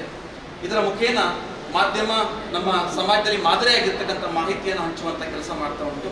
ನಮ್ಮ ಮನಸ್ಸುಗಳಲ್ಲಿ ಸುವಿಚಾರವನ್ನು ಎಲ್ಲರ ಮನಸ್ಸುಗಳಲ್ಲಿ ಮೂಡಿಸ್ತಕ್ಕಂಥ ಕೆಲಸ ಕೂಡ ಆಗ್ತಾ ಇದೆ. ಇಂತಹ ಕಾರ್ಯಗಳು ನಿರಂತರವಾಗಿ ನ್ಯೂಸ್ ಕಾರ್ಯಕ್ರಮಗಳ ಕಡೆಯಿಂದ ಬರಲಿ. ಆ ಪ್ರಯತ್ನದಲ್ಲಿರ್ತಕ್ಕಂತಹ ರಾಮಚಂದ್ರ ಸರ್ ಹಾಗೆ ಪದ್ಮಣ್ಣ ಮತ್ತು ಎಲ್ಲ ಅದರ ಸಂಪಾದಕ ಮಂಡಳಿಗೆ ಹೃದಯಪೂರ್ವಕ ಅಭಿನಂದನೆಗಳನ್ನು ಹೇಳ್ತಾ, ಕಾರ್ಕಳದಲ್ಲಿ ಇಂತಹ ಎಲ್ಲ ವಿನೂತನ ಕಾರ್ಯಗಳು ಸದಾ ಬರ್ತಾ ಇರಲಿ. ಆ ಕೆಲಸಗಳಲ್ಲಿ ನಮ್ಮ ಸಂಸ್ಥೆಯ ಪಾತ್ರ ಕೂಡ ಎಂದೂ ಇರ್ತದೆ. ಸರ್ ಹೇಳಿದ ಹಾಗೆ ನಮ್ಮ ಇಡೀ ಶಿಕ್ಷಣ ಸಂಸ್ಥೆಗೆ ಇಂತಹ ಸುಮಾರು ಮಾದರಿ ವಿಚಾರಗಳನ್ನು ಇವತ್ತು ಕಾರ್ಕಳ ಕರಾವಳಿ ಕೊಟ್ಟಿದೆ. ಅಂತಹ ಎಲ್ಲ ಹೊಸ ಕಲಿಕೆಯೊಂದಿಗೆ ನಾವು ಕೂಡ ಸಮಾಜದಲ್ಲಿ ಇಂಥ ಕೆಲಸಗಳಿಗೆ ಸದಾ ಇರ್ತೇವೆ ಅಂತೇಳಿ ಹೇಳ್ತಾ, ಬಹಳ ಕಿರಿಯರು ಈಗೆಲ್ಲ ಹಿರಿಯರ ಮಾತುಗಳಿಂದ ಕಲ್ತ್ಕೊಳ್ಳೋದು ಬಹಳಷ್ಟಿದೆ. ಸುಧಾಕರ್ ಸರ್ ಒಟ್ಟಿಗೆ ನಾನು ಕೂಡ ಆ ವ್ಯವಸ್ಥೆಯಲ್ಲಿ ಒಟ್ಟಿಗೆ ಕೆಲಸ ಮಾಡಿದಂಥವನು, ತುಂಬ ವಿಚಾರಗಳನ್ನು ಕಲ್ತ್ಕೊಂಡಿದ್ದೇನೆ. ಹಾಗಾಗಿ ಮುಂದೆ ಕೂಡ ಕಲಿತಾ ಇದ್ದೇನೆ. ನಾನು ಕೂಡ ಮ್ಯಾಥ್ಸ್, ಅವರು ಮ್ಯಾಥ್ಸ್. ಹಾಗಾಗಿ ಸರ್ ನಾನು ಫಸ್ಟ್ 2009ರಲ್ಲಿ MSc ಮ್ಯಾಥ್ಸ್ ಅನ್ನು ಮುಗಿಸ್ಕೊಂಡು ಬಂದ ತಕ್ಷಣ ಅವರ ಕೆಳಗಡೆ ಕೆಲಸ ಮಾಡಿದಂಥವನು. ಹಾಗಾಗಿ ಸಾಕಷ್ಟು ಗಣಿತ ಮತ್ತು ಅದರ ಆಚೆಗಿನ ಬದುಕಿನ ಸಂಖ್ಯೆ ಅಂಕಿಗಳ ಬಗ್ಗೆ ಕೂಡ ಬಹಳಷ್ಟು ಕಲ್ತ್ಕೊಂಡಿದ್ದೇವೆ. ಮುಂದುವರೆದ ಭಾಗವಾಗಿ ಒಂದು ಒಳ್ಳೆಯ ಶಿಕ್ಷಣ ವ್ಯವಸ್ಥೆ ನಾವೆಲ್ಲ ಒಟ್ಟುಗೂಡಬೇಕು. ಈ ಸಮಾಜಕ್ಕೆ ಕೊಡ್ತಕ್ಕಂಥ ಶಿಕ್ಷಣ ಯಾವುದೇ ಸ್ಪರ್ಧೆಗಳಿಗೆ ಅವಕಾಶ ಇಲ್ಲ, ಬದಲಾಗಿ ಸಮಾಜವನ್ನು ಒಟ್ಟಿಗೆ ಬೆಳೆಸ್ತಕ್ಕಂಥ ಎಲ್ಲ ಕೆಲಸಗಳು ನಾವೆಂದೂ ಇದ್ದೇವೆ ಅಂತೇಳಿ ಹೇಳ್ತಾ, ಇಂತಹ ಸಮಾಜಮುಖಿ ಕೆಲಸಗಳು, ಇಂತಹ ಸಾಹಿತ್ಯ ಕೃತಿಗಳು ಸದಾ ಬರ್ತಾ ಇರಲಿ. ಮಾರ್ಚ್ ತಿಂಗಳಲ್ಲಿ ನಾವು ಕೂಡ ಪುಸ್ತಕ ಮನೆಯ ಮುಖಾಂತರ ಸುಮಾರು 15 ಪುಸ್ತಕವನ್ನು ಏಕಕಾಲದಲ್ಲಿ ಲಾಂಚ್ ಮಾಡ್ತಕ್ಕಂಥ ಆಲೋಚನೆ ಇಟ್ಕೊಂಡಿದ್ದೇವೆ. ಹೊಸ ಬರಹಗಾರಿಗೆ ಅಂತ ಅವಕಾಶ ಕೊಡ್ಬೇಕಂತ ಹೇಳಿ ನಮ್ಮ ಆಲೋಚನೆ. ಸುನಿಲ್ ಕುಮಾರ್ ಸರ್ ಯಾವಾಗ ಹೇಳ್ತಾ ಇರ್ತಾರೆ ಒಂದು ಬರಹಗಾರ ಸಮಾವೇಶ ಆಗ್ಬೇಕಂತ ಹೇಳಿ, ಅಂತಹ ಸಮಾವೇಶದ ಆಲೋಚನೆ ಕೂಡ ನಾವು ಈಗ ತಾನೇ ಪ್ರಭಾಕರ್ ಶೆಟ್ಟರ್ ಮತ್ತೆ ನಾವು ಮಾತನಾಡ್ತಾ ಇದ್ವಿ. ಖಂಡಿತ ಒಂದು ದಿವಸಗಳು ಈ ವರ್ಷ ಜ್ಞಾನಸುಧದಲ್ಲಿ ಒಳ್ಳೆಯ ಸಾಹಿತ್ಯ ಸಮ್ಮೇಳನ ಆಗಿದೆ. ಹಾಗೆ ಎಲ್ಲ ಸಾಹಿತ್ಯಿಕ ಕಲೆ ಸಂಸ್ಕೃತಿಯ ಕೆಲಸಗಳು ನಾವೆಲ್ಲ ಒಟ್ಟುಗೂಡಬೇಕು. ಕವಿ ನಿಸಾರ್ ಅಹಮದ್ ಹೇಳಿದ ಹಾಗೆ, ಕವಿ ಬರೆದಿದ್ರೆ ಏನಾಗ್ತದೆ, ಲೋಕ ಹುಡುಗಿ ಹೋಗೋದಿಲ್ಲ, ಬಳಲಿ ಬರಡಾಗೋದು ಇಲ್ಲ. ಯಾಕಂದ್ರೆ ಬರೆದಿದ್ರೆ ಎಂದಿನಂತೆ ಬದುಕು ಸಾಕ್ತಾ ಇರ್ತದೆ. ಆದರೆ ಬದುಕು ಹೇಗಿರುತ್ತೆ ಅಂತ ಹೇಳಿದ್ರೆ ಕೊಂಚ ಬಡವಾಗಿ ಮತ್ತೆ ಬರಡಾಗಿ ಅಂತ. ನಾವು ಕರಾವಳಿಗರು, ಮಲ್ನಾಡಿಗರು, ಕನ್ನಡಿಗರು ಯಾರು ಕೂಡ ಬಡವರಾಗಿ ಅಥವಾ ಬರಡಾಗಿ ನಮ್ಮ ಬದುಕನ್ನು ಸಾಗಿಸಲಿಕ್ಕೆ ತಯಾರಿಲ್ಲ. ನಾವು ಸಾಹಿತ್ಯವನ್ನ, ಕಲೆಯನ್ನ, ಸಂಸ್ಕೃತಿಯನ್ನ ಆರಾಧಿಸುವಂಥವ್ರು, ಹಾಗೆ ಬೆಳೆಸುವಂಥವ್ರು. ಒಟ್ಟಿಗೆ ಸೇರಿ ಇಂತಹ ಸಾಹಿತ್ಯಿಕವಾಗಿರ್ತಕ್ಕಂಥ ಕಲೆ ಸಂಸ್ಕೃತಿಯನ್ನು ಬೆಳೆಸ್ತಕ್ಕಂಥ, ಎಲ್ಲದಕ್ಕೂ ವಿಶೇಷವಾಗಿ ನಮ್ಮ ಪರಂಪರೆಯನ್ನ ಮುನ್ನಡೆಸ್ತಕ್ಕಂತಹ, ಬೆಳೆಸ್ಕೊಂಡು ಹೋಗ್ತಕ್ಕಂತಹ ಆ ಶಕ್ತಿ ನಮ್ಗೆಲ್ರಿಗೂ ಸಿಗ್ಲಿ. ಇಂತಹ ಕೆಲಸಗಳು ಒಳ್ಳೆಯ ಕೈಂಕರ್ಯ ಸದಾ ಆಗ್ತಾರೆ ಅಂತ ಅಷ್ಟೇ ನಮ್ಮ ಮಾತನ್ನು ಮುಗಿಸ್ತೀನಿ. ಎಲ್ಲರೂ ಬಹಳ ತಿಳ್ಕೊಂಡಿದ್ದಾರೆ. 33 ವರ್ಷ ಹಿಂದಿನ ಕಥೆ ಅದು. ಅವಾಗ ಹೇಗಿತ್ತು ಕಾಲ ಅನ್ನೋ ಗೊತ್ತಿಲ್ಲ. ಇದೆಲ್ಲ ಕೆಲವರು ಹೇಳ್ತಾರೆ, ಮುಂಚಿನ ಮನೆ ಇಲ್ಲಿ ಹೋಗಿ ಬರ್ತೀರಿ, ಎಲ್ಲ ಕರೆಸೇವೆ, ಇನ್ನ ಕರೆಸೇವೆ ಹೇಳ್ತಾರೆ. ಏನು ಮಾಡಲಿಕ್ಕೆ ಆಗೋದಿಲ್ಲ. ಆ ಪರಿಸ್ಥಿತಿ ಹೇಗಿತ್ತಂದರೆ, ನಾವಿಲ್ಲಿಂದ ಹೋಗಿ ಮಂಗಳೂರಲ್ಲಿ ಹೋಗಿ ಸದಾ ಹಳೆಗೆ ಹೋಗಬೇಕು. ರಾತ್ರಿ ಊಟ ಮಾಡಿದ ನಂತರ ಒಂದು ಬೈಟ್ ಆಗ್ತಿರ್ತಾ ಇರ್ತದೆ. ಸಂಘದ ಹಿರಿಯವರೊಬ್ಬರು ಇರ್ತಾರೆ. ಅವ್ರೇನು ಹೇಳ್ತಾರೆ ಅಂದರೆ, ಅಲ್ಲಿ ಅಯೋಧ್ಯೆ ಹೊರಟಿದ್ದೀರಲ್ಲ, ನೀವು ವಾಪಸ್ ಬರ್ತೀರಾ ನೀವು ಅಂತ ಗ್ಯಾರಂಟಿ ಹೇಳ್ತಾ ಇದ್ದಾರೆ ಅವರು. ಇಲ್ಲ, ನೀವು ವಾಪಸ್ ಬರೋದಿಲ್ಲ. ಬರಬೇಕಾದ್ರೆ ನಿಮ್ಮ ಕೈ ಹೋಗಿರ್ತದೆ, ನಿಮ್ಮ ಕಾಲು ಹೋಗಿರ್ತದೆ, ನಿಮ್ಮ ಜೀವ ಹೋಗಿರ್ತದೆ, ನೀವು ಊಟ ಇರೋದಿಲ್ಲ, ನಿಮಗೆ ಅನ್ನ ಇರೋದಿಲ್ಲ, ನೀವು ತಿನ್ನಲಿಕ್ಕೆ ಆಹಾರ ಇರೋದಿಲ್ಲ, ನಡಿಬೇಕು ಮೈಲಿಗಟ್ಟಲೆ 200-300 ಕಿಲೋಮೀಟರ್ ನಡ್ಕೊಂಡು ಹೋಗಬೇಕು. ಎಲ್ಲ ಕಷ್ಟ ಇದೆ. ಇದನ್ನೆಲ್ಲ ಸಹಿಸ್ಕೊಂಡು ಸಾಧ್ಯ ಇದೆ ನಿಮಗೆ. ಅಂಥವ್ರು ಮಾತ್ರ 4 ಬೆಳಗ್ಗೆ ಟ್ರೈನ್ ಹಾಕಿ ಉಳಿದವರು ಇಲ್ಲಿಂದಲೇ ವಾಪಸ್ ಹೋಗಿ. ಏನು ಅನಿಸ್ಬೇಕು ನಿಮಗೆ? ಹೋಗ್ಬೇಕು ಅಂತ ಅನಿಸ್ಬೇಕಾ ಬೇಡ ಅಂತ ಅನಿಸ್ತದೆ? ನಮ್ಮ ಕಾರ್ಯಕ್ರಮದ ಇಬ್ಬರದ್ದು ರಾತ್ರಿ ಜಾರಿ ಬಿಟ್ಟರು. ರಾತ್ರಿ ಮಲಗಿದ್ದೆ, ಬೆಳಗ್ಗೆ ನೋಡ್ಬೇಕಾದ್ರೆ ಇಬ್ಬರು ಇಲ್ಲ. ಯಾಕೆಂದರೆ ಆ ಭಯದ ವಾತಾವರಣ, ನಾವದು ನಮಗೆ ಸುಮ್ಮನೆ ಹೇಳಿದ್ದು ಅಂತ ಅನಿಸ್ಕೊಂಡಿದ್ದು. ಅದು ಅಲ್ಲಿ ಹೋದ ನಂತರ ಗೊತ್ತಾಯ್ತು ನಮಗೆ ಅನುಭವ. ಟ್ರೈನ್ ಇಳಿದ ಕೂಡಲೇ ತಕ್ಷಣ ಪ್ರಾರಂಭ ಆಯ್ತಲ್ಲ ಸಮಸ್ಯೆಗಳು. ಪೊಲೀಸರ ಅಲ್ಲಲ್ಲಿ ವೆರಿಗಳು, ಲಾಠಿ ಚಾರ್ಜ್ಗಳು, ಅದು ಇದು ಎಲ್ಲ ಪ್ರಾರಂಭ ಆಯ್ತು ಅಲ್ಲಿಂದರೆ. ಮುಂದೆ ಕೆಲವರೆಲ್ಲ ಜನ ಬಿಡುಗಡೆ ಆಯಿತು. ನಮ್ಮ ವಾಹಿನಿ ಅಂದರೆ 105 ಜನರ ತಂಡ, ಒಂದು ವಾಹಿನಿ ಅಂದರೆ. ಆ ತಂಡದಲ್ಲಿ ಪ್ರಮುಖರಿರ್ತಾರೆ. ಅವ್ರ ಹತ್ರ ಕೇಳಿಕೊಂಡು ಚದುರಬೇಕು ಎಲ್ಲರೂ ಚದುರಿ ಹೋದ್ರೆ ಎಲ್ಲರೂ ಕೆಲವರು ನಡ್ಕೊಂಡು ಹೋದ್ರು. ಪಾಠಕ್ ಮಾರ್ಚ್ ಅಂತ ಹಿರಿಯರಿದ್ರು. ಆಗ ಅವರಿಗೆ ಒಂದು 60-70 ವರ್ಷ ಪ್ರಾಯ, ರಿಟೈರ್ಡ್ ಪ್ರಿನ್ಸಿಪಾಲ್ರು. ಅವರು 200 ಕಿಲೋಮೀಟರ್ ನಡ್ಕೊಂಡು ಹೋದ್ರು ಅವರು. ಆ ಕಟ್ಟವನ್ನು ಲಗೇಜ್ ಹೊತ್ತುಕೊಂಡು ವ್ಯವಸ್ಥೆ ಇತ್ತು, ನಡ್ಕೊಂಡು ಹೋಗೋರಿಗೆ ವ್ಯವಸ್ಥೆ ಇತ್ತು. ಹಳ್ಳಿ ಒಳಗಡೆ ಹೋಗಬೇಕು. ಆ ಹಳ್ಳಿಯಿಂದ ನಾವು ಕುಕ್ಕುಂದು ಗ್ರಾಮಕ್ಕೆ ಬಂದಾಗ ನಮ್ಮನ್ನು ಕುಕ್ಕುಂದು ಗ್ರಾಮದವರು ಎಲ್ಲ ಕಡೆ ಕರ್ಕೊಂಡೋಗಿ ಊಟ ಗೀಟ ಎಲ್ಲವನ್ನೇ ಕೊಡಿಸಿ ವಿಶ್ರಾಂತಿ ಕೊಟ್ಟು ನೀರು ಕೊಟ್ಟು ಎಲ್ಲ ಕೊಟ್ಟು ಇದನ್ನು ಪಕ್ಕದ ಹಿರ್ಗಾನ ಗ್ರಾಮಕ್ಕೆ ನಮ್ಮನ್ನು ತಲುಪಿಸ್ತಾರೆ. ಅಲ್ಲಿ ಹಿರ್ಗಾನ ಗ್ರಾಮದವರು ಮುಂದಕ್ಕೆ ಎಣ್ಣೆ ಒಳಗೆ ತಲುಪಿಸ್ತಾರೆ. ಅಲ್ಲಿಂದ ಜೋಡ್ರಿ ಹೀಗೆ ಹೋಗ್ತಾರೆ, ಹೀಗೆ ಹೋಗ್ತಾ ಇರ್ತದೆ ಅಯೋಧ್ಯೆಗೆ. ಆ ರೀತಿಯಲ್ಲಿ ಅಲ್ಲಿ ಜನ ಅಷ್ಟು ಅದ್ಭುತವಾಗಿ ಸ್ಪಂದಿಸಿದ್ರು ನಮಗೆ. ಯಾಕಂದರೆ ಅಷ್ಟು ಕಷ್ಟ ಅಂತ ಅನಿಸಿಲ್ಲ ನಮಗೆ. ಆದರೆ ಈ ಕಡೆ ರೋಡಲ್ಲಿ ಯಾರು ಹೋದರು ಅವರಿಗೆಲ್ಲ ಪೊಲೀಸರ ಆ ಬೆತ್ತದ ರುಚಿ ಸಾಮಾನ್ಯ 99% ಜನರಿಗೆ ಬಿದ್ದಿತ್ತು. ಇಲ್ಲ ಅಂತ ಹೇಳಲಿಕ್ಕಿಲ್ಲ. ನಮ್ಮನ್ನು ಜೌನ್ಪುರ ಡಿಸ್ಟಿಕ್ ಜೈಲಲ್ಲಿ ಕೂಡಿ ಹಾಕಿದರು. ಕುಡಿಯೋಷ್ಟು ಹೊಡೆದಾಯಿತು, ಮತ್ತು ಜೌನ್ಪುರ ಡಿಸ್ಟಿಕ್ ಜೈಲಿನೊಳಗೆ ಹಾಕಿದ್ರು. 13 ಜನ ನಾವು ದಿನ ಜೈಲಲ್ಲಿ ಇದ್ದು. 1500 ಜನ ಇದ್ದು ನಾವು. ಆ ಜೈಲಲ್ಲಿ ನಾವೇನು ಮಾಡೋದು, ಬೆಳಗ್ಗೆ ಎಳೆದು ಶಾಖೆ ಮಾಡೋದು, ಕಬಡ್ಡಿ ಆಡೋದು, ಬೇರೆ ಬೇರೆ ಬೇರೆ ಹಾಡೆಲ್ಲ ಹಾಡೋದು, ಗಟ್ಟಿ ಬೊಬ್ಬೆ ಹೊಡೆಯೋದು ಎಲ್ಲ ನಮ್ಮ ಬೇರೆ ಚಟುವಟಿಕೆನೆಲ್ಲ ಅಲ್ಲಿ ಮಾಡೋದು. ಇದನ್ನು ನೋಡಿ ಅವರಿಗೆ ಅಲ್ಲಿ ಕೈದಿಗಳಿದ್ದಾರೆ, ಅದ್ಭುತವಾದಂಥ ಕೈದಿಗಳು. ಇಲ್ಲಿ ಸಂಕೋಲೆ, ಇಲ್ಲಿ ಸಂಕೋಲೆ, ಇಲ್ಲಿ ಸಂಕೋಲೆ ಹಾಕಿದಂಥ ದೊಡ್ಡ ದೊಡ್ಡ ಕೈದಿಗಳು. ಅವರನ್ನು ನೋಡುವಾಗಲೇ ಭಯ ಆಗುತ್ತೆ ಅಂಥ ಕೈದಿಗಳು. ಅದ್ರ ಜೊತೆ ನಾವು ಇರಬೇಕಲ್ಲಿ. ಬೇರೆ ಕೋಣೆ ಇದೆ ಅವರಿಗೆ, ಅದು ಕೂಡ ಒಂದು ಭಯದ ವಾತಾವರಣ ಅಲ್ಲಿ ಕೂಡ.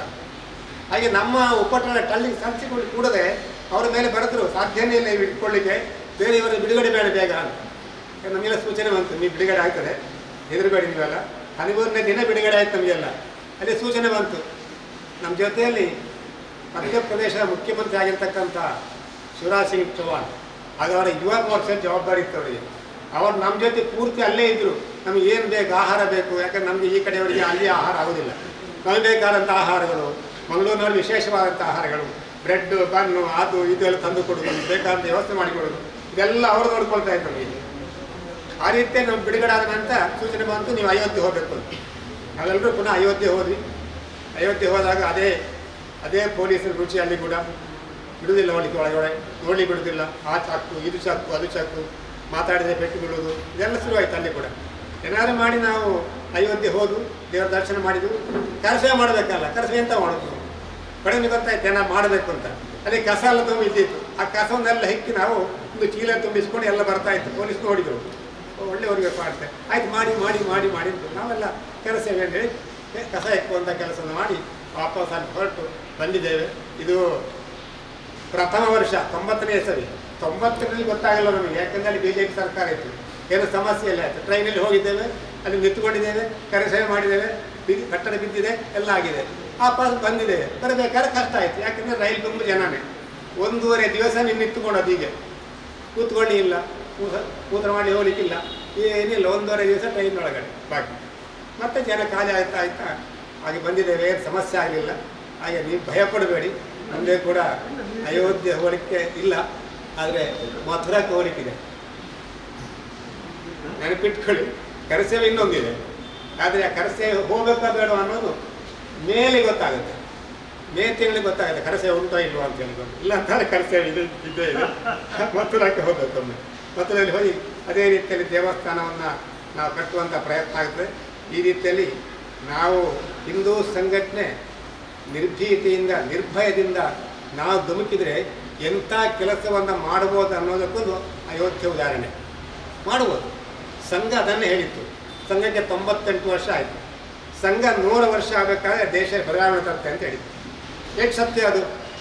98ರಲ್ಲೇ ಪ್ರಾರಂಭ ಆಯಿತು, ಇನ್ನು 2 ವರ್ಷ ಬಾಕಿ ಇದೆ. ಆ 2 ವರ್ಷ ಏನಾಗುತ್ತೆ ನೋಡಿ, ನೀವು ನೋಡ್ತಾ ಇದ್ದೀವಿ. ಸಂಘದ ಹಿರಿಯರ ಮಾತಂದರೆ ಅದು 100ಕ್ಕೆ 100 ಸತ್ಯ ಆಗುತ್ತೆ. ಅಷ್ಟೇ ಪ್ರಾಮಾಣಿಕತೆ ಇರ್ತದೆ. ಅದರ ಕಾರಣ 100ಕ್ಕೆ 100 ಸಂಘದ ಸಿದ್ಧಾಂತ, ತತ್ವಗಳು, ಆದರ್ಶಗಳು, ಹಿರಿಯರ ಮಾತುಗಳು, ಸತ್ಯನ ನಂಬಿದವರು ನಾವೆಲ್ಲ. ಆ ದೃಷ್ಟಿಯಿಂದ ಕೆಲಸ ಮಾಡ್ತಾ ಬಂದವರು. ಯಾಕಂದರೆ ಸಂಘದ ನಾವೆಲ್ಲ ಹಿಂದೂಗಳು ಒಂದೇ ಮನೋಭಾವನೆಯಿಂದ ಎಲ್ಲವನ್ನ ಮರೆತು, ಎಲ್ಲ ಒಂದಂದರೆ ಸ್ವಲ್ಪ ರಾಜಕೀಯವನ್ನು ದೂರ ಇಡಿ. ಇನ್ನು ಜಾತಿ ಪದ್ಧತಿಯನ್ನು ಬಿಟ್ಟುಬಿಟ್ಟು ಇಡೀ ನಮ್ಮ ದೇಶ ಹಾಳಾಗ್ತಾ ಇರೋದು ಜಾತಿ ಪದ್ಧತಿಯಿಂದ. ಜಾತಿ ಪದ್ಧತಿ ಇರಲಿ, ಮನೆಯಲ್ಲಿ ಸೀಮಿತವಾಗಿರಲಿ, ನಮ್ಮ ಕುಟುಂಬಕ್ಕೆ ಸೀಮಿತವಾಗಿರಲಿ. ಆದರೆ ಅದನ್ನು ಹೊರಗಡೆ ತರಬೇಡಿ, ಹೊರಗಡೆ ತಂದು ಗೊಂದಲ ಮಾಡಬೇಡಿ. ಇದರಿಂದಾಗಿ ಏನಾಗ್ತದೆ, ಈ ಸಮಾಜ ಹೊಡಿತದೆ. ಸಂಘಟನೆ ಎಷ್ಟು ಪ್ರಯತ್ನ ಸಂಘಟನೆ ಮಾಡಿದ್ರು ಕೂಡ ಅದು ಒಡೆದೋಗುತ್ತೆ. ಆ ಒಡೆಯುವಂಥ ಪ್ರಯತ್ನ ಮಾಡಬೇಡಿ. ಹಿಂದೂಗಳು ಒಟ್ಟಾಗಿ ಇದನ್ನು ಮುಂದೊಮ್ಮೆ ಆ ರಾಮರಾಜ್ಯ ಹೇಗಿತ್ತು ಅದೇ ರಾಮರಾಜ್ಯವನ್ನು ಪುನಃ ಮಾಡುವಂಥ ಪ್ರಯತ್ನವನ್ನು ಎಲ್ಲರೂ ಸೇರಿ ಮಾಡೋಣ. ಕಷ್ಟ ಬಂದೇ ಬರ್ತದೆ, ಕಷ್ಟ ಇಲ್ಲದೆ ಯಾವುದೂ ಆಗೋದಿಲ್ಲ. ಕಷ್ಟ ಇಲ್ಲದೆ ಖಂಡಿತ ಯಾವುದೂ ಆಗೋದಿಲ್ಲ. ಕಷ್ಟ ಬರಬೇಕು. ಕಷ್ಟ ಬಂದರೆ ಕಷ್ಟ ಬಂದರೆ ಮುಂದಿನ ನಮ್ಮ ಪೀಳಿಗೆ ಇದೆಯಲ್ಲ, ನಮ್ಮ ಜನಾಂಗ, ಅವರು ಸುಖದಲ್ಲಿರ್ತಾರೆ. ಅದಕ್ಕೋಸ್ಕರ ನಾವು ಕಷ್ಟ ಬರಬೇಕು. ಎಲ್ಲರೂ ಸೇರಿ ಹಿಂದೂ ಸಮಾಜವನ್ನು ಸಂಘಟಿಸುವ ಕೆಲಸವನ್ನು ಮಾಡೋಣ.